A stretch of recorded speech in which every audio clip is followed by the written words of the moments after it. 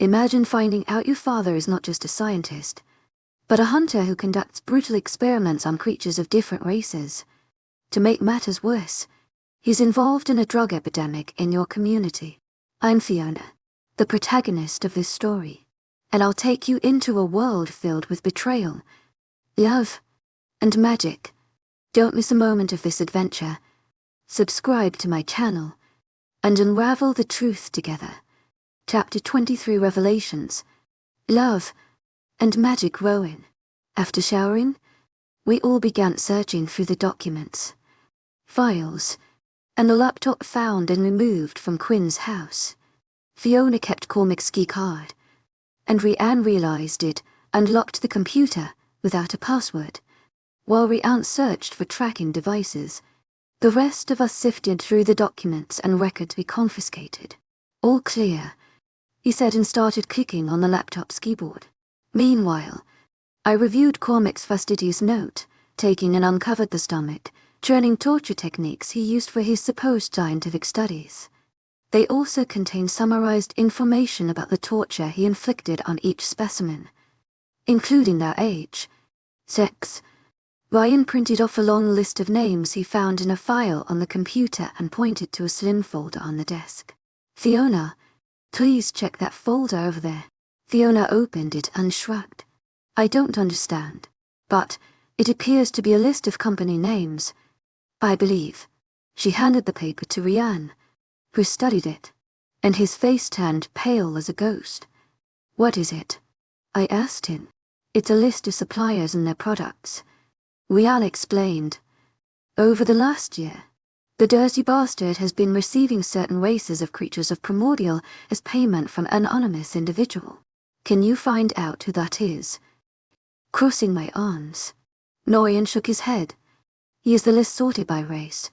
Wolves, vampires, and so on. Ryan raked a hand down his face before studying the paper again. Wait, I just noticed something important. The only race not delivered to him by this undisclosed source are the fairies. He looked at me with narrowed eyes, shaking his head. He's reprehensible, Kat said, rubbing her arms and appearing shocked. It looks like the brilliant scientist was having an experiment funded. And guess what the name of his experiment is? Rhiannon's brows soared to his hairline as he gazed at us. Fiona peered over his shoulder, reading from the paper in his hand, and slapped a hand over her mouth. Oh my God. No, she moved from behind Rhiannon and dashed from the room. My body tingled on high alert as I sensed her repulsion. To my agent extraordinaire, Madeleine Nobel, heartfelt thanks for your unfailing patience, enthusiasm, and pain. Whatever she saw on that paper must have been horrific. Ryan scoffed and held out the document for me to take. The experiment is called Sex Flex. Rowan, you were right. And Cormac, Quinn has been behind this drug epidemic the whole time. I'm going to check on her, Kat said, following Fiona from the room. I nodded and grabbed the paper, scanning each line. The names of other packs and races intermingled with those of my pack members.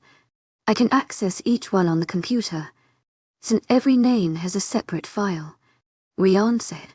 It seems there are notes of the components used to make Sex Flex, and from what I've read, it's already spread to other countries. That sick bastard. I slammed my fist on the desk and handed the paper back to Rhiannon. Fiona's pain was palpable, yet given the day's events, her feeling of being overwhelmed was understandable. She appeared distraught, hurt, and wounded, learning what a monster her father was. Somehow, my hatred for the infamous scientist and notorious hunter increased. Okay, I say we call it a night. I told Rhiannon. We all need to rest up for the Wolf Council meeting tomorrow. Our discussion will cover the search and rescue of Chiron and a briefing on our discoveries. I think we should inform the other races and get their help to stop Quinn and his experiments before the situation gets any worse. Ryan nodded in agreement. Yeah, that all sounds about right. But I'll kill that bastard if he lays a hand on Kyra. Okay, I'm going to check in on Fiona before going to bed. He yawned. Go to bed and I'll check in on her. No, Rhiannon said, shaking his head. You've been a cocky asshole to her. And she doesn't need that shite tonight. I know how to be sensitive. Rianne, everyone already knows you are the king of personality. My frosty glare caused him to flinch. But Fiona has been through hell. Especially today. And I plan on treating her with nothing but kindness. So go to bed. Bro, I felt my jaw twitch as we stared at each other. Ryan glanced away first, yanked the papers, journals, and laptop off the desk, and placed them under his arm, and I followed close behind him up the stairs. I stood waiting until he entered his bedroom and went in search of Fiona. I knocked and Kat opened the door, looking pale and fatigued. How's Fiona? Come in. She took a step back to allow me to enter. We are just trying to take it all in, but it's so confusing. Kat shook her head and ran her fingers through her long blonde tresses. So much has happened that I'm not sure what to concentrate on first. Enthusiasm. Listen, Lars, we will work it all out together. Try not to become too overwhelmed. To my agent extraordinaire, Madeleine Noble, heartfelt thanks for your unfailing patience, enthusiasm. I patted her arm, trying to reassure her. Then I realized all this affected Kat like the rest of us. Imagine finding out, after spending your whole life as a human, that you are not only a fairy, but the daughter of a fairy queen. Guilt nodded at me as I searched her scared-looking eyes. Tomorrow at the council meeting, I'll speak to some of my top ranking members and ask around about your mother. She gave me a flat smile, nodding. Thank you, Rowan, but I'm most concerned about Kyra and her safety. I can't help feeling responsible.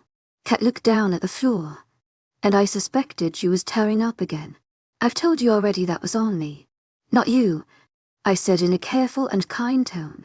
We will get Kyra back, so try to get some rest, and stop blaming yourself for things you are not responsible for. You aren't liable for anything that has happened except choosing the wrong man to take a pill from. Her head jerked up, and I almost laughed at the incredulous expression on her face. My smile broke the ice, and she grinned, wiping the moisture from her eyes before giving me a light punch to the arm. Such an asshole. But thanks. I would appreciate any information about my actual mother. It seems Fiona and I have both been living lies our whole lives. But to find out that my birth mother is a fairy queen. She stared up at the ceiling, shaking her head. Well, it's just unreal and hard to fathom. I know. Kid, I know. And I promise you, we will get everything sorted out. You are not alone. Thanks. To my agent extraordinaire, Madeleine Noble, heartfelt thanks for your unfailing patience, enthusiasm. Fiona is pretty upset. So maybe you can cheer her up like you did me. She smiled and gestured toward Fiona's crumpled figure on the bed. After sitting on the edge of the bed, I watched Kat slip from the room, giving me some privacy. How are you, lass? I fingered the hair from Fiona's eyes, tucking some strands behind her ear, and she glanced at me with a sad smile. I'm doing about as well as anyone else. She shrugged her shoulders and closed her eyes. Thanks for checking on me, but I'm just exhausted. Rowan, I want to sleep. All right. My breath hitched in my throat as I stared at her. She appeared so small and vulnerable that it made my chest constrict.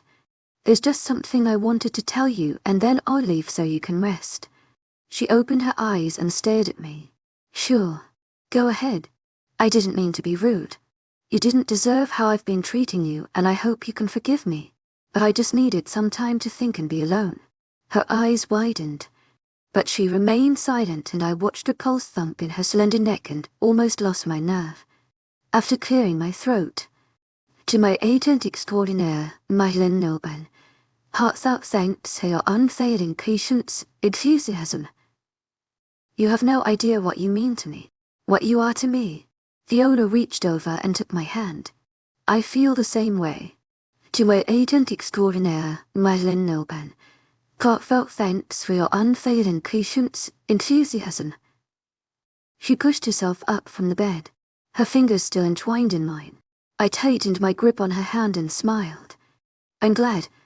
Less. But that's not what I meant. She reared back, tearing her hand from mine, and moved back from me with her knees pulled up to her chin. With a groan of frustration, I wiped a hand down my face. Listen to me, Fiona, because this is important. The look of confusion on her face made me want to blurt it out, but I refrained. You'll have to be patient since I don't have a way with words like my brother, but just say what you mean. To my agent extraordinaire, Madeline Noban, heartfelt thanks for your unfailing patience, enthusiasm. I told you I'm so fucking exhausted and I can't handle any of your stupid games right now. She glared at me and I felt all the emotion swirling inside her, causing my heart to race and ache. I'm trying, love, but I'm asking you to let me do this. Maybe I should leave and we can speak tomorrow. She grabbed my arm as I moved to leave. No, stay. Let me first say that I'm in love with you. I told her, and felt her swift jolt of affection and my racing pulse as my heart thundered in my ears, causing an overdrive of emotions to course through me. But there's more. Her eyes narrowed to slit. What does that mean? It means that you are the only one for me, Fiona. But it's complicated. My hands found hers, lying atop her knees, and I searched her eyes. You're my fated mate, my Luna. I swallowed hard, waiting for her reaction. With eyes round as plates, she whispered, what? I mean, what does that even mean? Destined mate. Luna.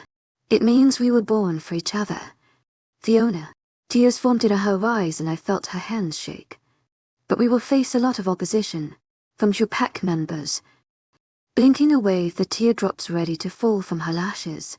Because Cormac Quinn, the supernatural hunter and lunatic scientist, is my father. Fiona pulled her hand from mine, wiped her eyes, and sighed. And wait until they find out he's responsible for sex flecks and all the experiments on your race. She shook her head, crying anew. Calm down. Love, we will take it one day and one step at a time. Remember, I'm the Alpha, and you, my Luna. I have fought this for too long and refused to live life without you. When did you realize? Peering into my eyes with such intensity that I felt it in my soul, I remained silent for a beat, watching her eyes narrow. From the moment I saw you. Well, that's not true. I smelled you first. She jumped from the bed, pacing the room with one hand on her hip. You mean to tell me you've known this since the night we met at the club? Fiona whirled around and rushed to me. A grimace marred her delicate features.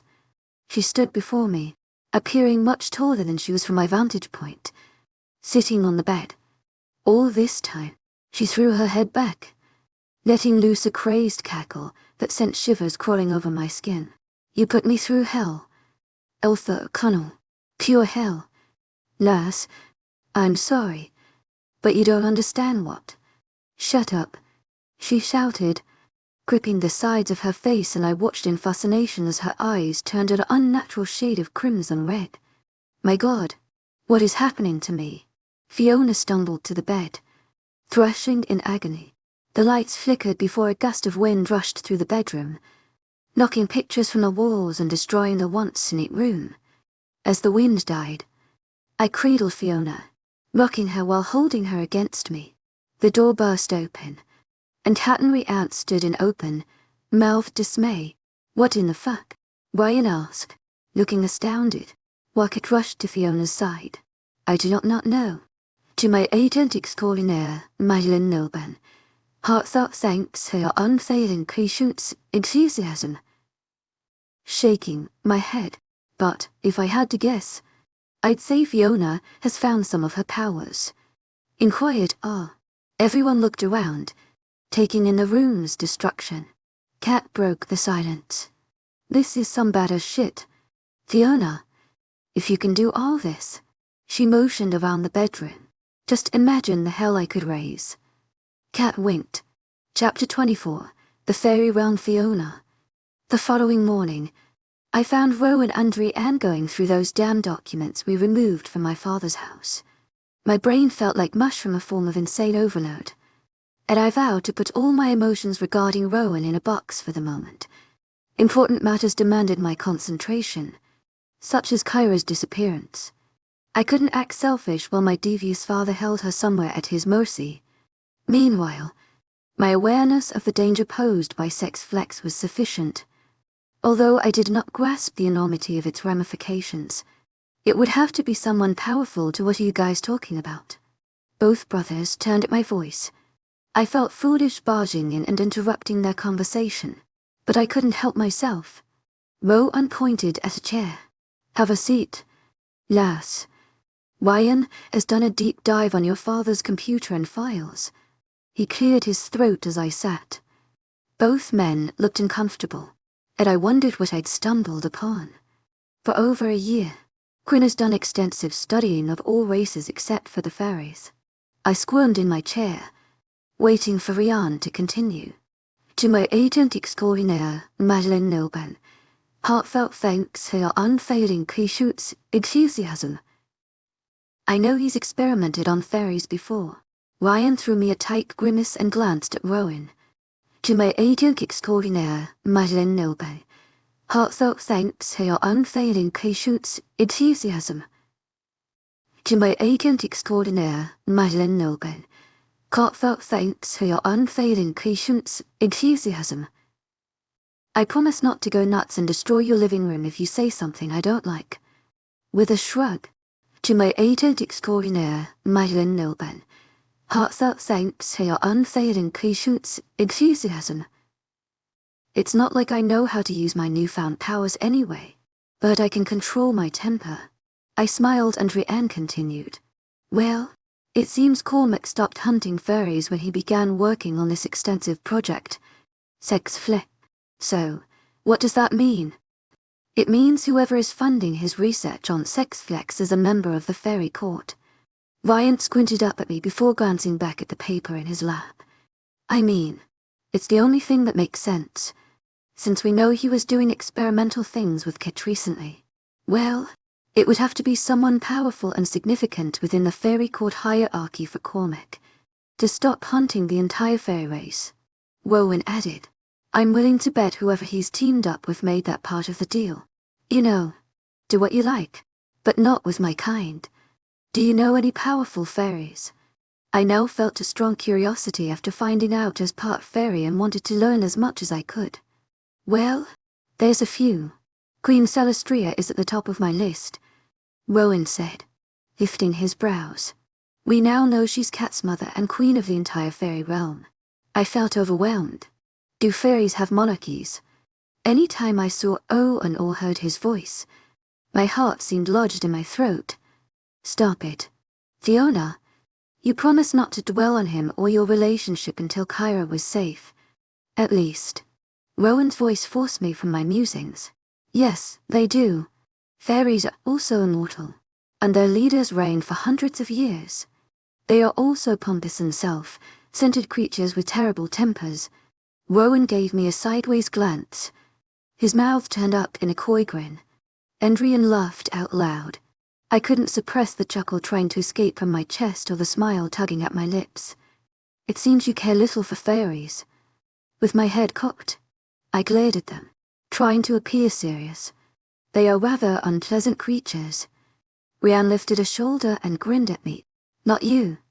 To my agent extraordinaire, Madeleine Nobel, heartfelt thanks for your unfailing patience, enthusiasm. You're pleasant enough, but you're only half fairy. Cheeky man. Rhiannon's sunny disposition made it challenging to feel angry with him. I threw him a grin and rolled my eyes while thinking about everything I'd learned from them. So if fairies are immortal and I'm part fairy, the idea of living for hundreds of years stunned me. Something else clouded my mind. You will live longer than normal humans, but not thousands of years like a pure fairy, Rhiannon said. How long do lycanthropes live? I glanced between them, raising my brows. Around to 300 years. Rowan winked at me. Wow. My mouth dropped in astonishment, and Rhiannon gave me a silly smile. Fairies live for ages and hold even longer grudges, especially those snooty creatures in Queen Celestia's court. They are cocky, haughty, resentful beings who feel superior to everyone else. Ryan grimaced, shaking his head. His disdain for fairies seemed clear. If a fairy in Queen Celestria's court is in cahoots with my father, we must know and find out why they helped him with sex flex. Yes, we do. Ryan nodded. But it's not easy getting in touch with the fairies. Do they live somewhere amongst us? I rubbed my hands down my legs to keep from shaking. The thought of finding my mother had me feeling so many mixed emotions. Ryan shook his head. They live in a dimension split between this plane and another. His admission shocked me, and I stared at him, confused. Lass, fairies are powerful, elemental creatures. You can't just drive to their house. Rowan chuckled, and I felt my face blush. Yes, I suppose so. I mean, they live on a different plane than us, but it's hard for me to wrap my head around the idea. Ryan joined Rowan and laughed at my dismay. Just think of a dimension like this one where we live. Only theirs is a mirrored element where time differs from ours. I've read fairy tales about children roaming the woods for what they assume is a few minutes or hours and come back to find they've been missing for years. That's my only knowledge. Yes, like that. Ryan nodded. To contact a fairy in the Queen's court, we have to request an audience with a member of her court. But getting a fairy who will speak with us could be a challenge. We need to find something to tempt the fairy with, and it might work. Fairies love gifts or trinkets, and shiny things easily distract them. But they are faithful to their queen. And speaking of their queen, if Celestria has anything to do with sex flex and Cormac, we are signing our death certificate. Rowan said, Do you know someone in the court who might help us? I held my breath. Ryan and Rowan exchanged glances. Perhaps. Rowan threw me a severe look and wiped a hand down his face. But only as a last resort. His tone suggested reluctance as well as his hooded expression. Can we contact my mother? I felt my throat constrict as they glared at me, and my hands were sweating. Ever since finding out Merlin was alive, I had yearned for her, and, knowing my mother was a fairy, did nothing to quell that craving. Their silence spoke volumes, but I wasn't ready to give up. I'm her daughter. She might help us. Blinking back the tears stinging behind my eyes, Rowan and Rhiannon remained speechless, staring at each other for a moment. I don't know. Fiona. Ryan shook his head, refusing to look at me. We have to be very careful. Lass, it's possible Merlin is the fairy in cahoots with your father. Rowan gave me a tight smile as pity filled his eyes. I don't think it's her. I shook my head, not wanting to believe my mother could be evil like Cormac. What were the odds of both my parents being monsters? My father spoke about my mother with such scorn, and I've always sensed something dreadful happen between them. She's right. Rhiannon glared at his brother. Cormac held her prisoner for feck's sake.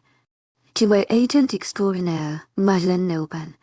Heartfelt thanks for your unfailing patience, enthusiasm. A Merlin could be our way, and God knows we need the upper hand to get Kyra back. Yet, that's what I think too. While we don't know how they ended the relationship, I fear it wasn't on pleasant terms. And if she resents him or holds a deep grievance. You said fairies love holding grudges. Then perhaps we can use that to our advantage. I held my breath, praying they saw the benefit. I realize she's your mother, Fiona, but it may be difficult getting a Merlin to go along with our plan. She would have to find out who in the fairy court teamed up with your father. Rowan frowned at me, looking somber. Remember, Lass, she's not just a fairy, but also a complete stranger to you. I don't want you getting hurt. Fiona. I could tell from his voice we hadn't sold Rowan on the idea. She's still my mother. A note of desperation sounded in my voice, and I twisted my hands in my lap. Do fairies not love their children? A tear slipped past my eye and down my cheek, falling onto my tank top. Yes, Lass. Fairies have a deep love for their offspring. Rowan raked a hand through his hair and groaned before glancing at Rhiannon.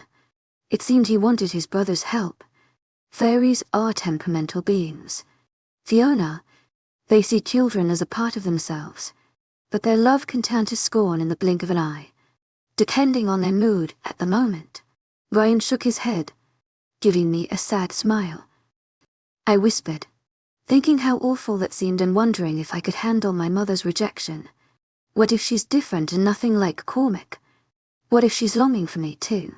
Regardless, what other choice do we have? I still think we should at least try. I think it's worth a try.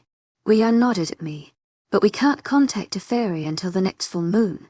Why during a full moon? Shrugging. Well, I had heard many tales about what happened during a full moon. I disregarded them as folklore, because the pathway between our world and the fairy domain is only open during a full moon. It seals up with the new moon, Rowan explained, taking over for Ryan, who looked like someone had stolen his thunder. I think we must try.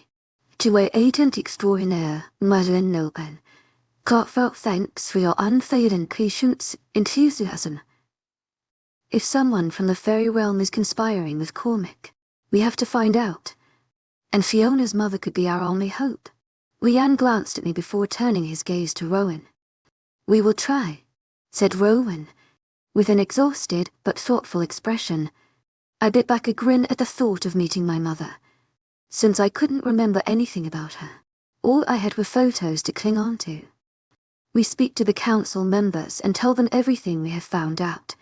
Then we must decide how to alert the leaders of all the other races as well. They have a right to know. To our agent extraordinaire, Madeline Nilban, heartfelt thanks for your unfailing patience, enthusiasm. We can work on opening the portal during the next full moon. Ryan stood and stretched, running a hand through his tousled hair, and picked up the computer and files. Are you guys joining me for breakfast? Sure, but give us a moment, bro. Rowan lifted his chin toward the door. As Ryan left, Rowan jumped up. We should eat, too, and you look like you need more rest. The memory of him holding me and his fingers stroking my hair after my strange experience last night flooded my mind. I rose and approached him, gazing into his eyes. I'm so sorry about how I reacted last night when you confessed that I'm your destined mate. He beamed at me with such a smile that I wanted to kiss him, breaking my promise. Fiona. Rowan glanced around to make sure we were still alone. It was a lot to take in, and you have been through so much in a short time. He rubbed his thumb along my cheek, and the hairs on my arms stood up. I just wanted you to know. I thought at one time I could ignore it, send you away and live my life without you. Rowan let out a sound like a growl, staring at the ceiling before taking my upper arms in his warm hands. Then I realized, I'm not strong enough to resist you or our bond. I know you're not a werewolf, Fiona, but you must feel something between us. Rowan peered deep into my eyes. A look of agony crossed his features, causing him to appear humble and desperate. I swallowed hard and tried to keep from weeping. To my agent extraordinaire, Madeline Nolan, heartfelt thanks for your unfailing patience, enthusiasm. I do. I felt nothing so intense and compelling. To my agent extraordinaire, Madeline Nolan, heartfelt thanks for your unfailing patience, enthusiasm. It's like a magnetic tug pulling me to you, or my heart screaming to my mind, saying you're the only one for me. But with all your mixed signals, I stared down at my feet, feeling self-conscious. I know. Dragging me into his broad chest and dropping a kiss on my head. I am so sorry and regret playing with your emotions, but I've dreamed for years of finding my mate. Fiona. Rowan drew back and stared at me. I just never imagined my Luna as anything but a fellow wolf. And I certainly never expected human or fairy. Despite my inner child wanting to take offense, or maybe my furry genes were stirring, I took Rowan's words at face value and recognized their innocence. To be honest, I could have said the same to him. I had never, in my craziest dreams, expected to be destined for a werewolf. Luna Fiona O'Connell. Grinning. The name had a pleasing sound, and as Rowan kissed me, I sensed it was something I could become accustomed to. Chapter 25, Celeste Rita Morris, Queen of the Fire Rowan. The past few days passed in a blur. While the media and news reported on all the bizarre incidents caused by sex flex, The drug was becoming more potent and treacherous every day. Many experts cautioned about the danger of prolonged use, while journalists reported on its nationwide spread. Six Flex has reached across Europe and into North America, Ryan announced with his eyes glued to the television screen. Kat sat next to him, dismayed, and shook her head before jumping up and switching off the TV. Enough of that. You are becoming obsessed. She stood, hands on hips, as if challenging him. Things had been tumultuous in our household since I made a deal with Rhiann's favorite witch, Vion, enraging him. He loathed witches far more than fairies, but he held a special hostility for Vion. It felt safe to say Vion had lost no sleep over it. She seemed to hold Rhiann in the same regard.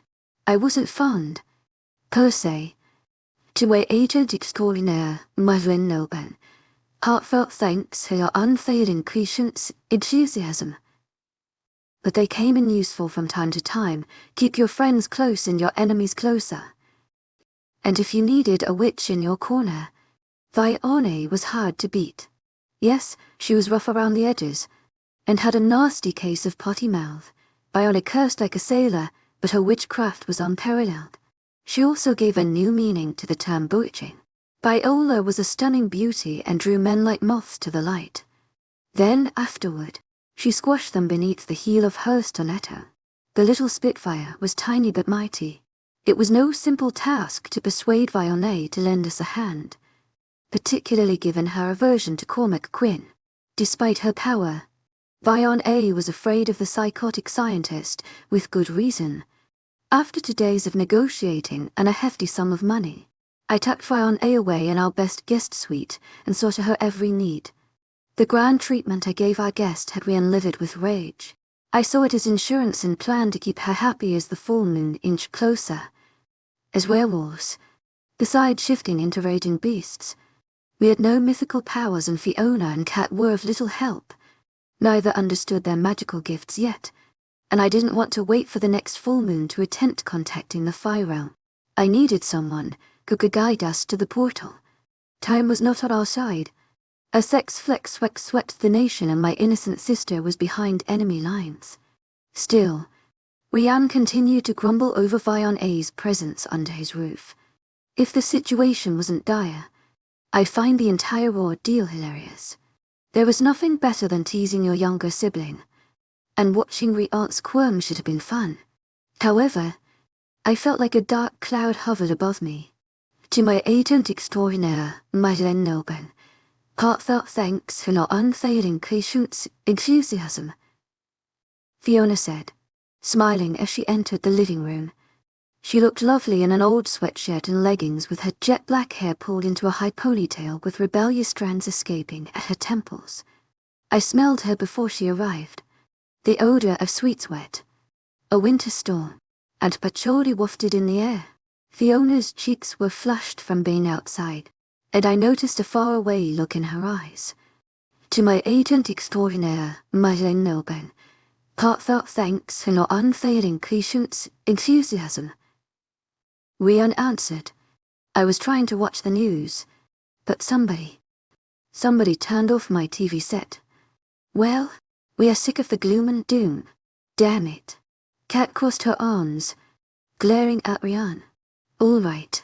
Fiona glanced at me, her brows raised. Kitty cat, let's cook up a big breakfast and leave the guys to the gloom and doom for a bit. Kat scowled at Rhiann before storming from the room. I looked at Fiona. Do you mind making enough for our guest? Vione. I'm sure she is hungry by now, and this isn't a bed and breakfast. Rhiann spat, jumping up to grab the TV remote. I swear. Rowan, you act like Queen Elizabeth is staying here. He shook his head, jutting out his chin in anger. Guys, don't start Rowan again. Fiona let out a frustrated sounding growl. Rowan, of course I'll make enough for Queen Vione. And Rhiann, stop bickering. She shook her head and retreated from the room. She's right, bro. You have to calm down. We need Vione, and you know it. I narrowed my eyes at him, waiting for him to implode. Ryan raked a hand through his hair and sighed. I know we need her, He flicked on the television, but that doesn't mean I have to like it. Soon after, Fiona called us to breakfast, and I prayed that Rianne's mood remained civil. As I entered the room, seeing Vion seated at the table dashed my hopes. Oh boy, I thought to myself, I have everything ready for the summoning. Vion said around bites of eggs. We shouldn't have any problems contacting someone from the fairy court. Fiona choked on her coffee and wiped her mouth. She stared at Vion with eyes as big as plates. When are we doing it? How's after breakfast? Vion shrugged. But it's not dark. I thought it had to be a full moon. Fiona replied with a frown. The moon is full. Just because it hasn't risen here yet means nothing. Vion winked, and I heard Rianne's low growl. As I stared at the tiny witch and my bulky brother, I couldn't help but feel there was something between them, something scary but magical. I could almost smell it. Fiona stood up, leaving her breakfast on the table untouched. All right, let's do it. Kat threw a dirty look and scoffed. Can't we finish our food first? About that, Vion said, grimacing. You need to stay inside. As a pure fairy, I don't think it would be smart to have you with us. It could fuck up everything. Kat Katie's brows raised. Well, if you say so. I've screwed up enough as it is and I'm hungry. She returned to her food. Mess it up how? Fiona asked, appearing upset. I wanted Kat with me. She grabbed her napkin, wringing it in her hands. You're gonna have to just fuck and trust me on this. Vion gave Fiona a tight smile. I know you are new to all this, but I'm not. The fire precarious beings and offended by the smallest of matters. They are oft unjealous creatures as well. And with one look, they will know another fight. You will be fine, Fiona. I'll be there with you in spirit. Kat smiled at her, standing up and embracing Fiona. Let's get this over with. I have things to do in my own life. Vion marched from the kitchen, leaving us to follow her lead. As we trekked through the snow in the yard, I noticed how Fiona and Viola conversed. It seemed Vion had grown fond of Fiona, which was rare. Vion didn't like many people. How much further? Rianne asked as we drew deeper into the frigid forest. Vion threw him an icy glare over her shoulder. I'll let you know when we are close, she snapped. After walking another few hundred feet, Vion stopped. Shovel. Rianne. She held out her hand, and he thrust it at her. Don't be such a dick. Vion yanked the tool from him and drew a large circle in the snow. What are you doing? Fiona asked. Her brow furrowed. It's part of the ritual, Vion explained, her voice sounding kind, which was odd. Remember, the fire elemental beings. So to contact them, I'm using a place among the elements. A snowy forest under this magical thows, and your old tree should do the trick. She threw Fiona a wink and stared up at the massive tree and whispered a chanted spell. Fiona's eyes met mine for a moment before returning her gaze to Vion, concentrating on what the witch was doing. Minutes later, Rianne deposited a pile of stuff on the snowy ground. Vion prepared everything, arranging it in proper order. To gain a fire's attention, we must offer our gift, and I'll recite an incantation, hoping they hear my request. Vion's explanation was for Fiona's benefit. She placed saucers on the floor with trinkets inside, spicy scented incense, a bowl of golden water, dried flowers, and a small beaker of fizzing steam. Fiona studied everything, appearing in awe. Fairies like things like this gifts. Fiona looked perplexed. They like what everyone likes, I told her.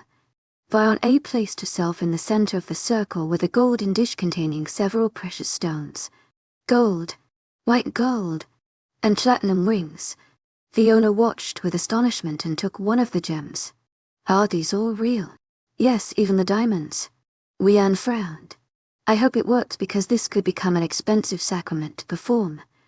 Yes, I can see that, Fiona whispered, fingering the sparkling jewels in her palm before handing them back to the witch. Listen, Fiona, these fairies are dangerous. I know I've already harped about it, but you must be careful and remain calm. I approached her, a serious frown tugging at my lips. Fiona folded her arms and nodded. Fairies are dangerous. I get it. I shook my head, but this time it's different and you might find yourself alone with one. Perhaps it will be with my mother. I refuse to be afraid of her. I'm not sure who you will contact, Vione said. And if it is your mother, remember, you do not know her. And even if she's kind, fairies have strict rules. Rules that you have to follow to the letter if you don't want to piss them off. Vione took Fiona's hands, holding them tight. Tell me the rules, and I promised to follow them. Fiona glanced down into Vione's eyes. Never make eye contact or even peek into their eyes. It is defiant behavior to them. Okay. I won't. Fiona nodded. Don't speak loud. But just above a whisper, Vione continued, still holding Fiona's hands. And whatever you do, do not make any abrupt movements. And regardless of what happens or what they say to you, try to remain serene and control your emotions. Rian added, Am I going into a lion's den? Fiona's voice sounded sarcastic, but I heard the nervousness beneath her bravado. Yes, you are, I told her. Fairies are the most dangerous creatures you will ever meet and easily become outraged. It's almost impossible to gain their forgiveness, while it's easy to earn their contempt. Once I triggered a circle, you are on your own. Kid, I watched Vione kiss Fiona's cheek. When you enter, state your name, and the name of the fairy you wish to contact. Try your mother, but I can't promise anything. All right. Fiona gave a curt nod, and I felt my heart beating like kettle drums in my ears. It could take hours for them to arrive. Assuming everything goes smoothly, fairies aren't keen to acknowledge mortal requests. They might make you wait. To my agent extraordinaire, Madeline Nilben, heartfelt thanks for your unfailing patience, enthusiasm. Vione shot me a glare, reminding me she was the expert. State your purpose 3 times. Then leave the circle and wait for a response. How will I know if they deny me? Ask Fiona.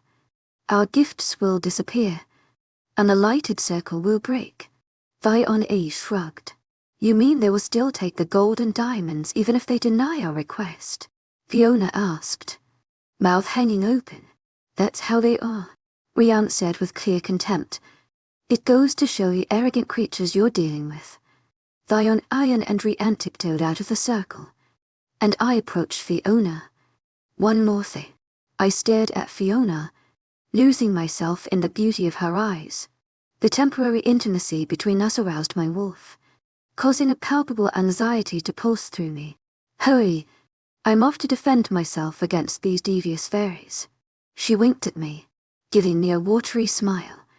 There is another sacrifice you can present to help bribe them. Fiona gaped down at the blade in my hand, and I placed it in her palm. Cut yourself and allow the blood to sprinkle the offerings. So for 3 calls, make 3 cuts. Her mouth drew into a tight, straight line. That's perverse. Hey, you are part fairy. I gave her a coy grin. Very helpful. Eltha Connell. She raised one dark brow, giving me a saucy look. Please be careful, I said and backed away, stepping out of the circle. She nodded, took a deep breath, and turned her back to us. After a moment, I saw her take the blade and watch the blood drip from her palm onto the precious gems. I, Fiona Quinn, call upon A. Merlin A. of the Fairy Court. I, Fiona Quinn, call upon A. Merlin A. Fiona repeated. After chanting it 3 times, a bright light rose from the ground, shooting above our heads, disappearing into the treetops. Fiona's voice and the tangy smell of blood evaporated, leaving the blinding light in the middle of the forest. Apprehension crept through my body as the vortex swallowed her up. Then, after what felt like an eternity, Fiona stepped out of the circle of light. I watched as she stumbled before righting herself. Vione rushed to her side, taking a cloth to clean off the blood. So, now we wait, whispered Fiona. Your wait is over, a strange voice called out as the halo of light faded. To my agent extraordinaire, Madeleine Nilben, heartfelt thanks for your unfailing patience, enthusiasm. Gorgeous woman with alabaster skin, eyes, pale, colored locks almost touching the ground settled before us. She was bedecked in jewels and baubles, while a crown resembling the sun's sat on her head. A golden paint that seemed to glow decorated her body, and what had been a cold snowy forest was now a spring day with vivid green grass and an assortment of flowers. The figure stood out as she lifted a regal head, draped in a blinding white gown. "Who are?" the owner uttered, but I cut her off. "No." I rushed forward and Rianne grabbed Fiona, shoving her behind him. The woman grinned, a cavalier expression on her flawless face. "Shall I explain?" She looked down her nose, a pompous reminder she regarded us as nothing more than peasants. I felt my blood boil in my veins, knowing who she was and the evil her presence posed. "Fiona," I said over my shoulder, "let me introduce you to Celestria Damaris, Queen of the Fae." Chapter 26. A cunning Queen Fiona. The air was thick with tension and fear. Even Vion appeared to quake before Queen Celestria as she scrutinized each of us. I lowered my gaze and avoided her eyes, remembering what I had been told. Yet the sheer charisma of the fairy queen was captivating and frightening. Her magnetism felt so powerful, and the urge to peek was overwhelming. I feared I couldn't control myself. "Hybrid girl, look at me," the queen demanded. I hesitated and lifted my head, meeting her mesmerizing gaze, and she smiled. "That's right. I know you carry the blood of my kingdom, which is the only reason I answered your call." Rowan kneeled to her, eyes still focused on the ground. "My lady, mortals or mutts dare not speak to me.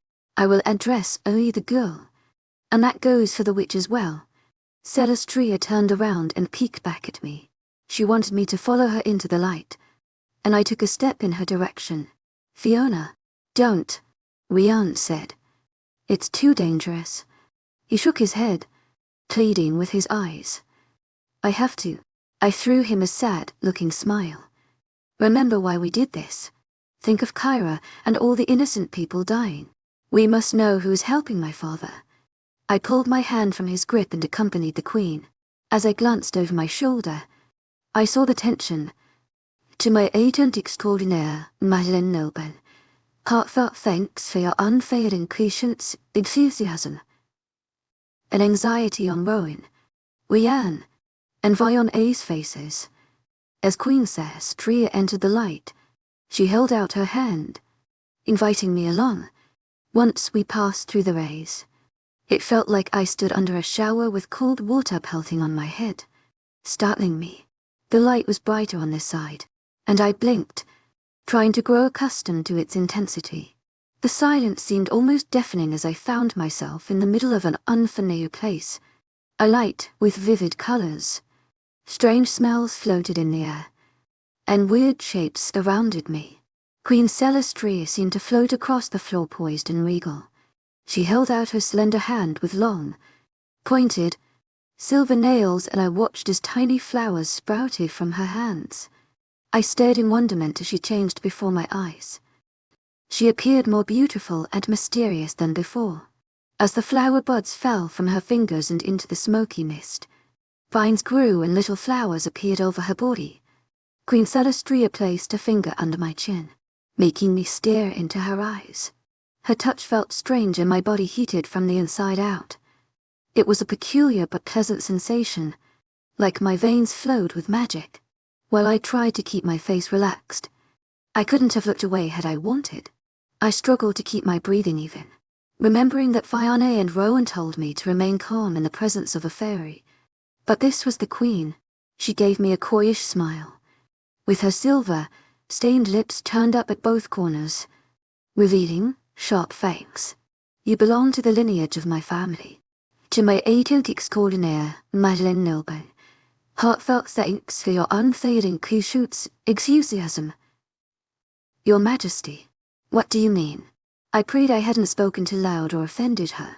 Celestria chuckled, lifting one silver brow. But you were raised human. Her voice sounded unfamiliar, thick and full of secrecy. It was no longer soft and melodic, like back in the forest. Yes, Your Majesty. My father raised me and I knew nothing about fairies until recently. And just who is your father? She tapped her chin with a razor-like nail. Cormac Quinn. Your Majesty. Celestria raised both eyebrows, appearing intrigued or surprised. I wasn't sure which. Oh, you're the hunter and scientist daughter. I nodded in reluctance. I didn't know he was a hunter either. I blurted out. She nodded. Your father is a mysterious and devious man. Celestria released my chin, but peered at me like she was searching my soul. Yes, he's devious and has many secrets, and that's why I reached out to you. To my agent extraordinaire, Mylen Nilben. Heartfelt thanks for your unfailing patience, enthusiasm. Someone in your court. She remained silent but tilted her regal head. And I mustered the courage to continue my speech. There is a drug epidemic affecting the UK, parts of Europe, and even North America. Yes, sex flex. Celestria interrupted, her tone sounding bored. That's why I have my subjects on lockdown, confined to my court in this realm. I refuse to allow some mortal drug to affect them. I nodded. That's understandable, Your Majesty. But we think my father has had help with the drug from someone in your court. As I watched her face change, I feared her wrath. Absolutely not. That's ludicrous. Her voice like ice. My subjects do not mix with the affairs of the mundane. She used the term mundane as an insult. And it worked. I thought back to everything I had learned about fairies and realized it was all correct. Although hearing her refer to mortals with such disdain bothered me, I kept my mouth shut on that matter. I realize you would like to think so. But we have investigated, and even confiscated my father's computer and files. Forgive me if I'm not apt to concern myself with an investigation by a couple of mangy mutts. A lowly witch. And you. The Queen placed her slender hands on her hips, throwing me a smug smile. I took a deep breath to calm down. Just because we are not pure fairies doesn't mean we don't have brains. Your Majesty, we have evidence that someone in your court is providing creatures of primordial as test subjects for my father's sex flex production. I held my breath, worrying I'd pushed her too far. But she appeared composed. You want me to find the subject in my court who is possibly helping the almighty hunter? Cormac Quinn. Her eyes narrowed and turned from aqua, blue to a startling silver. I sucked in a breath. Why yes, Queen Celestria. And I would be very let me explain how this works. She arched a brow, grinning. If you require my cooperation, I must ask for yours in return. I blinked up at her and knew she hadn't snared me in a trap. How can I be of help? Queen Celestria. My tongue feeling thick and fuzzy. I need to find my daughter. And I watched some type of emotion cross her ethereal face. Princess, I-R-A-Q-I-L Katrina Damaris. A certain mortal once had A-R-A-Q-I-L keeping her safe for me, but they no longer know where she is. My eyes widened, and I realized how unprepared I was to speak with her about Cat. I had to assume that neither Rowan, Rianne, or even Vian could have foreseen the Queen of Fight answering our request. Perhaps they would have schooled me on how to respond. Regarding Cat, my mind whirled, wondering what to say as I recalled Fiona's warning. She refused to allow Cat to attend the ritual, and I rebuked her for it. How foolish I had been. I gulped, knowing I needed to lie, but it had to sound convincing. Keep it as close to the truth as possible. Fighting back the nausea coiling in my stomach. Did you leave her with my father? Keeping my voice subdued, I told her Cormac was my father, so she must realize I knew Cat. What type of game is she playing? I felt beads of sweat popping along my upper lip. I don't know where my daughter is now. It matters not who once had her. While her words rang out like a sweet lullaby, a wicked smile played along her full lips.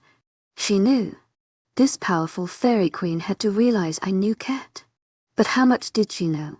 Was she privy to our household arrangements? Did she know Cat lived under my roof for years after her supposed parents died?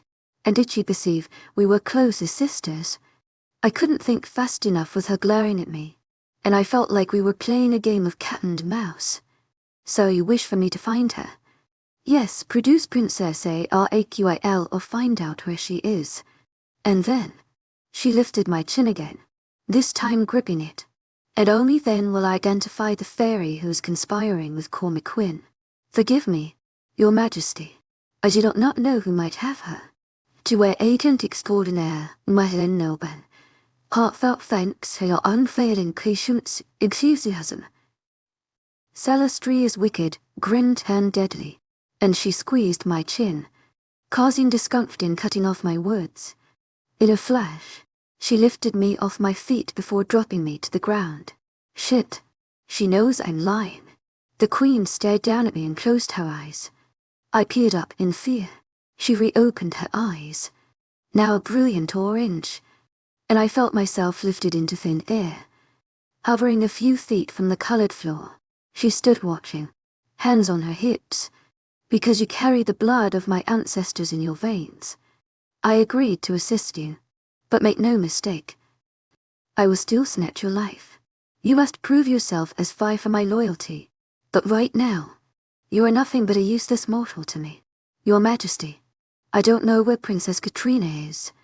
You shall address her as Princess Araqil, and it seems you have your work cut out if you want me to uphold my end of this agreement. Queen Celestria pointed a long finger at me, and I tumbled back on solid ground. She folded her arms, giving me a coy grin, letting me know she had me trapped. But I would never give up, Cat. My court will remain quarantined, and I forbid my subjects from contacting the mortal realm. So, until you produce Princess Araqil or decide to give up her whereabouts, you won't have another chance to address my court. Damn you to hell.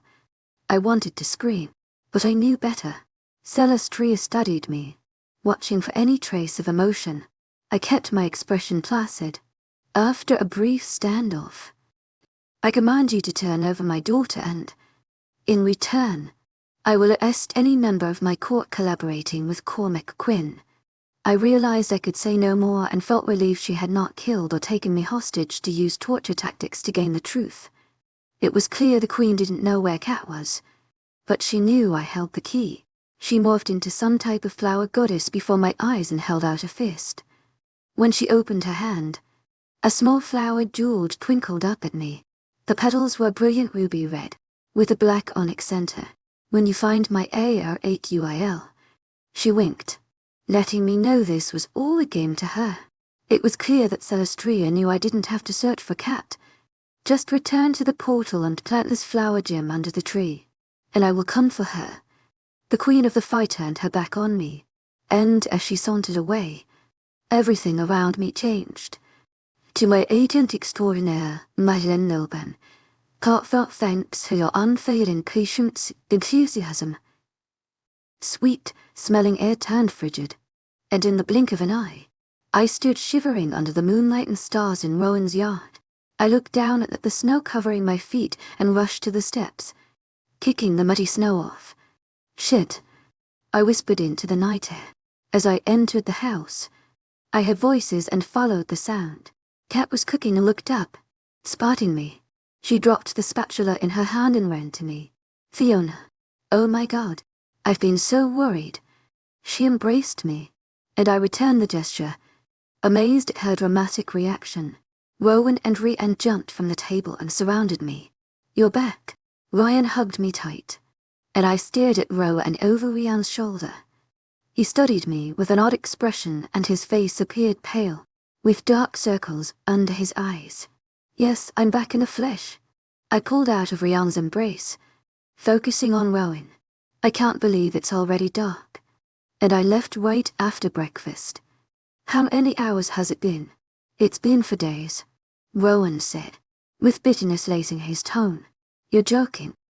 I gaped at him, my mouth hanging open. Yes. Rowan's glare looked severe, taking me aback. After all these days, I feared we would never see you again. He gave me a sad, lopsided smile. We almost sought the council's help to force an audience with the Phi. Vi and A tried to summon them again at the portal, But no one responded. We even doubled the gems and gold. Rian announced with a smile. After seeing their frightened expressions, I placed a hand over my mouth. I've put them through hell. Wow, I can't believe this. I'm so sorry, but it only felt like half an hour to me. Rowan rubbed my back, and Kat led us to the dining table. Well, tell us everything. And what did my mother say? When they told me she showed up, I couldn't believe it. Kat's eyes widened, reminding me of an L. I took a deep breath and explained my conversation with Queen Celestria. Although I wanted to bring back good news, the worst possible outcome was all I had. So, unless we turn over Kat, she won't help us. Ryan frowned. Rowan stared at his hands, and Kat let out a strangled, sounding cry. I cleared my throat to gain their attention, and as if it couldn't get any worse, she already knew Kat had been with Cormac. She told me he was keeping Kat safe for her. I rolled my eyes. I told her Cormac was my father before she imparted this bit of information. So, she had to know I was lying when I said I did not know where her daughter. You were lucky to be alive. Rian shook his head. I'm surprised she allowed you to come back. Row and paced the room. To my agent extraordinaire, Madeline Nilben, heartfelt thanks for your unfading patience, enthusiasm. I can't believe she didn't keep you as leverage to get Kat back. That wasn't an accident. He stopped in the middle of the room, frowning. We have to hide Kat somewhere safe until we settle all this. Is there somewhere secure where Celestria can't find her? While Kat gripped my hand, take me to her, and I'll find out who's helping Cormac. I think it's the only way we can get Kyra back. Kat announced. That's kind of you. Kat, Rowan said and placed his palms on the table. But I don't trust Celestria. No, I know just where to take you. And you will be safe. You can play this game and something tells me Celestria knows more about sex flex than she lets on. 2. She didn't seem surprised by my request. Oh, she denied any of her subjects helping my father, but said if I returned Kat, she would arrest whoever in her court was responsible. To my agent extraordinaire, Madeline Nobel, heartfelt thanks for your unfailing patience, enthusiasm. Rowan shouted, slapping a hand on the table. Why, if she's so desperate for her daughter, did she leave Kat with those people posing as her parents before they died? And then, Cormac. He lifted his brows to his hairline. I think Queen Celestria is knee deep in this shite. And God help us if I'm right. Chapter 27, Path of the Raven Rowan. I'm taking Kat to Lucas. To my agent extraordinaire, Madeline Nilben, heartfelt thanks for your unfailing patience, enthusiasm. Lucas was my beta, but he left the pack over a year ago with a fairy. But no one knew why he left the pack. My father and I kept it a secret. Who is Lucas? Asked Fiona. My beta. I described the ties binding us wolves together, and that Lucas was more than a best friend to me, and losing him was like a blow to the gut. In Rian's eyes, I watched his anger manifest. The idea of keeping this from Rian hurt him, but as always, he remained calm, keeping it inside. I had always admired that about my brother.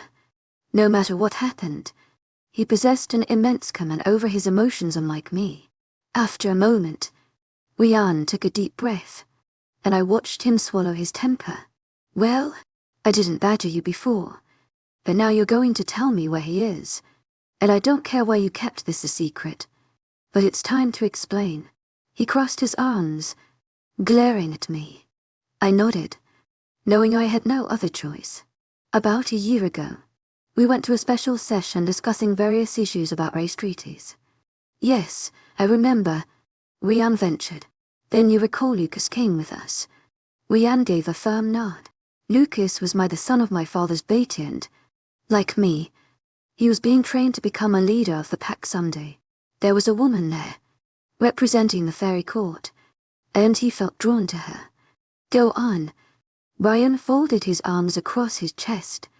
That night, Lucas returned very late to the room. He seemed despondent, but also eager. It was strange seeing him like that, Now I knew what love could do to a man.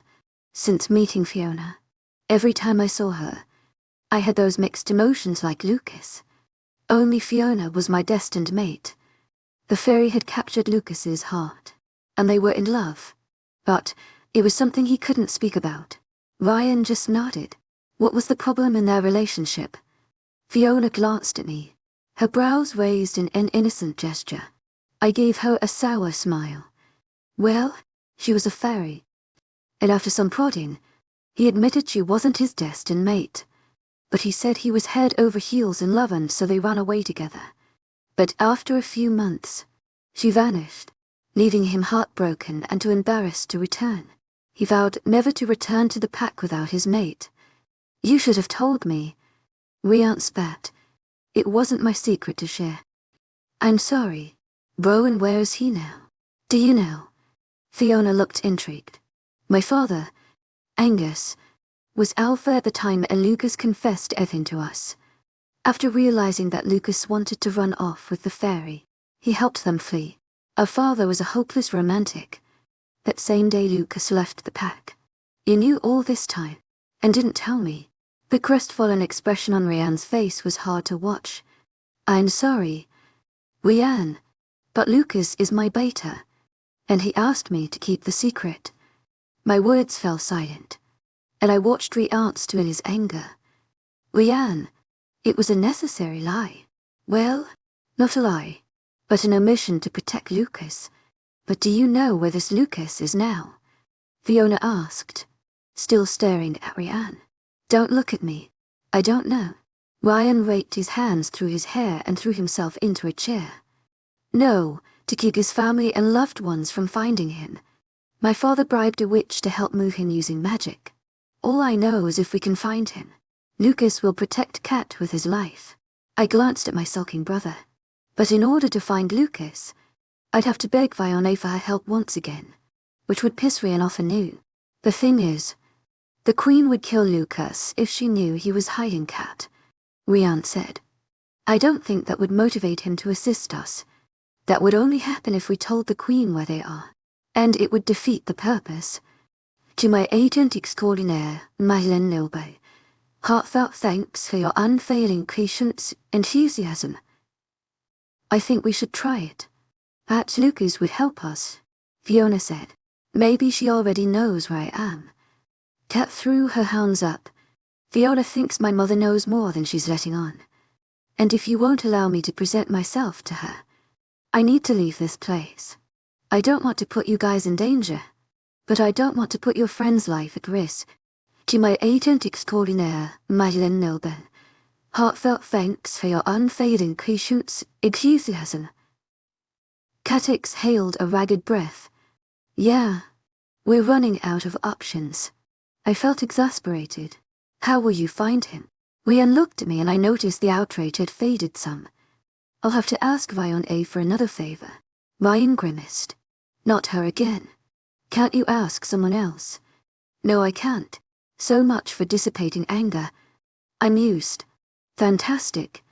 Ryan growled and stood. Can I go with you to find Fiona? Kat asked. And both Ryan and I looked at her. No, we both shouted. It's too dangerous. Ryan shook his head. Remember your mother.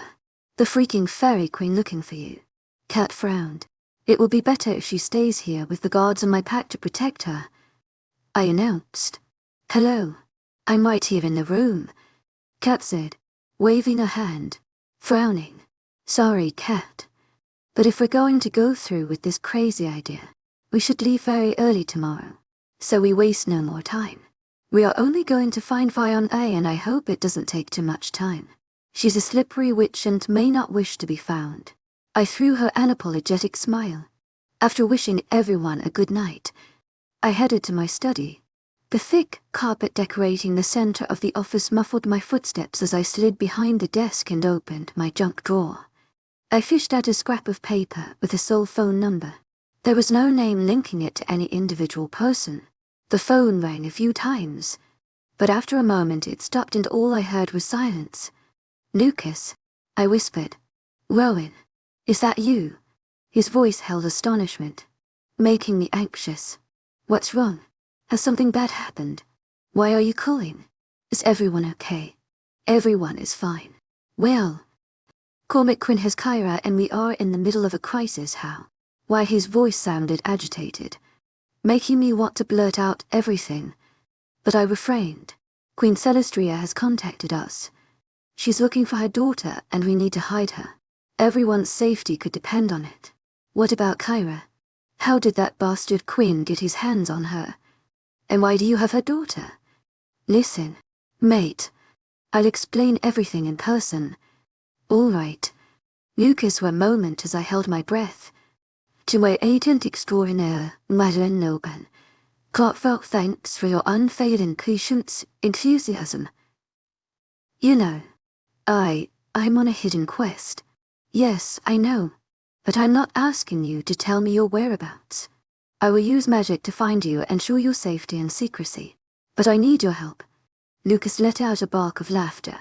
Using magic? Is this some hidden talent? It did my heart good hearing him chuckle. Man, I had missed Lucas.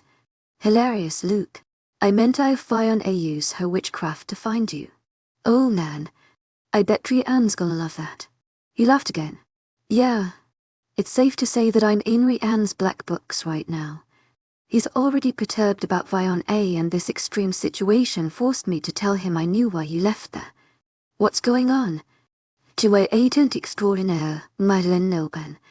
Heartfelt thanks for your unfailing patience, enthusiasm.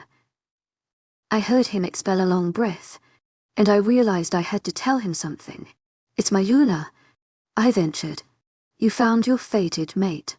His voice echoed with excitement and his statement sounded like a question. Yes, but she's connected to all this. No hiss. And right now, everyone's safety depends on whether you assist us in protecting Princess, our AQIL Katrina. Well, we call her Cat. Listen, it's a long story and I'll fill you in soon. She didn't know she was a fairy, let alone Celestria's daughter. After another nerve-wracking moment of silence, I heard Lucas groan. Is Cat your destined mate? Please tell me your Luna isn't Celestria's daughter. No. They are best friends. But my mate, Fiona, is directly involved. Well, that's a tiny consolation. Tell your witch, Vione, there is an old pub called the Bitter Nightingale near the sea. I'll meet you there. The dial tone buzzed in my ear. To my agent extraordinaire, Madeleine Noban. Heartfelt thanks for your unfailing patience, enthusiasm. Fiona said with a frown, pointing at the fat black bird pecking its beak into the cold ground through the dirty, slushy snow. I followed a finger and slammed on the brakes. It's a sign from Vione. To my agent extraordinaire, Madeleine Noban. Heartfelt thanks for your unfailing patience, enthusiasm. Glancing back at Rian, he shook his head in disgust. But I jumped out of the SUV and, with caution, approached the bird. Hello, little buddy. Will you bring us some Irish luck and lead me to Vione? The raven squawked and flew off. Shit. Give me a second, buddy. I rushed and hopped back in the vehicle. We have to follow him. This is ridiculous, complained Rian. It's too fast to keep up with. Ridiculous or not, we can't lose it. I pushed on the gas pedal, gripping the steering wheel. I sped along for close to an hour, concentrating on my driving while Fiona and watched the raven. They guided me into the hippie district where all but two businesses were closed because of the early hour. One of them was a small gas station that remained open for hours, while the other was an old bookstore filled with second-hand copies. I can't believe there's a bookstore open this early. I heard Rowan as he grumbled from the back seat and I was tired of his cranky-ass mood. I shrugged and got out of the car, searching everywhere for the bird. Damn, you guys wait here. I'll go see if anyone knows Vione. I strode into the gas station, manned by a guy with bushy black hair and headphones on his head. He yanked a bud out of his ear, rolling his eyes as if I was inconvenience. Sorry to disturb you, mate, but you do work here, right? Yeah. What you need? I rolled my eyes back at him. Do you know petite? Pretty woman named Vione. He narrowed his eyes. Dude, this isn't a dating store. Do you need some smokes? Gas or a drink? I'd had just about enough of his wise ass. I planted my hands on the counter, letting my inner wolf take over, as my eyes darkened like storm clouds. I whispered, "Do you know the last or not?" It's a simple question. The clerk held his palms up, backing away from the register. W works in the bookstore, a few buildings up the way, with a smile showing off my sharpened teeth. I thanked him, leaving him pale and quaking in his shoes. Serves the prick right. "Welcome," called a small woman from the floor with her back to me, surrounded by books. As I stared at the back of her head, covered in a bohemian, styled hat with a long braid, I thought she was a teenager, but then she turned her face, displaying just the profile. It was Vione, dressed as she was. She seemed so childlike and didn't look like the fierce which I knew her to be. Vione had tamed her wild, curly red hair, and her ocean, green eyes seemed duller than usual. She had her lips coated in black lipstick, and it stood out against her pale freckled skin. The vintage dress displayed peace signs, flowers, and moons, which she covered with an old jean jacket. Her nails were as dark as her lips. "Looks like you found me. Or did you come here for a book?" She motioned around the room with a golden eyebrow arched. I stared at her and shook my head before strolling around the small space. Most of the books were old mythical or witchcraft tombs. Who in the hell comes looking for books like this at 5 in the morning? You'd be surprised how many fucked up miners hang out here in the middle of the night, looking to summon a monster or ghost, she said with a laugh as she stood facing me. Real cute sending the raven to me. Vione. The smile on her dark lips grew broader. You liked that, did you? Well, you're the one who needed me, not the other way around. Maybe next time I'll make it harder for you. She winked at me. Cheeky ass witch. A bell chimed over the door, and Rowan entered the bookstore. The guy next door said, Ryan declared before seeing Vione. Shit. To my agent extraordinaire, Madeleine Nelban. Heartfelt thanks for your unfailing patience, enthusiasm. I smelled a witch before I hit the door. He glared at Vione, and I heard his deep growl. She blew him a kiss and hopped on a stool behind the old-fashioned cash register. The big bad wolf and his mangy pup brother. What can I do for you guys? She smirked, looking like a Cheshire cat. Rowan glowered at her. We need your help. Again, I told her with a frown. This is becoming a habit. Vione replied in a casual tone. You sent her a book. What is it now? Fiona finally returned after 4 days. The Queen Celestria is demanding her daughter back in exchange for helping us. Her. She continued studying the stupid book. I knew that would happen, and it's why I didn't want Kat tagging along. The dark-eyed raven flew in through the back door and landed on the counter, letting out a call. You knew or guessed. Gritting my teeth, Vione tilted her head and sighed. It didn't take a genius. Kat is the Queen's daughter. For fuck's sake. To my agent extraordinaire, Madeleine Nelban. Heartfelt thanks for your unfailing patience, enthusiasm. She would have known her. I didn't know she wanted her daughter back or the circumstances, but I'm not shocked. Well, that's the rub. So now we have to hide Kat somewhere safe. I need to take her to my beta, Lucius, but he's stashed out in some witch realm. That got her attention. Which realm? She tightened her eyes, appearing confused. I don't know the specifics. That's your area of expertise. My late father aided Lucas by having a witch place him somewhere safe. Viola laughed, shaking her head. You should really buy some books on witchcraft. To my agent extraordinaire, Madeleine Nelban. Heartfelt thanks for your unfailing patience, enthusiasm. Your friend isn't in a witch realm. If I had to guess, I'd say the witch placed a protective shield around him. Fine, but can you find him or get us to where he is? I know where to meet him. I reached into my jacket for the name of the pub. I got the information right, she cut me off. You expect me to put my life and the lives of my coven in danger for nothing in return? A's jaw twitched, her voice cold as ice. Yes, Rian shouted. Of course you do. Wolf pup. A retaliated with a hint of sarcasm. Can you help us find my friends so we can get Cat to safety or not? Hating the desperation in my voice.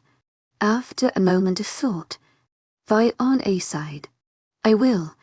But remember, everything has a price.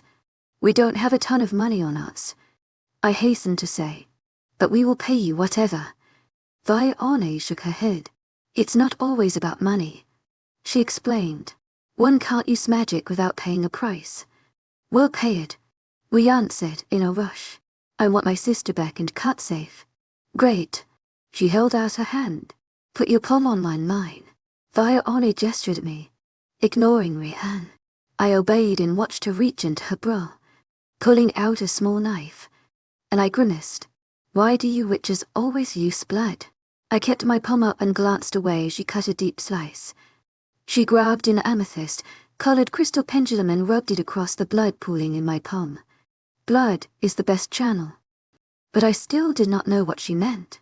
Maybe I should buy one of her damn witchcraft tomes. She reached underneath the counter and pulled out a map. She grabbed my hand, squeezing more blood, and I stared in astonishment as the crystal pendulum started moving. Bione brought the crystal over the old map, her gaze focusing on the spinning stone. I sense him, she whispered as the twisting gem fluttered over Wales. She frowned and followed the pendulum across the UK. Got him. She grinned up at me. Ryan rushed over, peering over my shoulder at a spot near Devon, a small seaside town called Salconby. Are you sure? Glaring at her, A rolled her eyes. Thank you for tuning in. If you enjoyed this episode of the story, please give it a like, and don't forget to subscribe to get notifications for updates.